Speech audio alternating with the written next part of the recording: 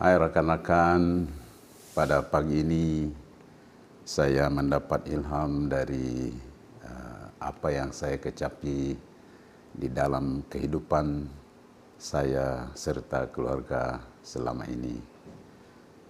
Saya memikirkan tentang kehidupan yang sederhana tetapi sangat indah, dan kami dapat menikmati hidup yang sangat diberkati, bukan karena kami tetapi karena kasih anugerah Tuhan kita.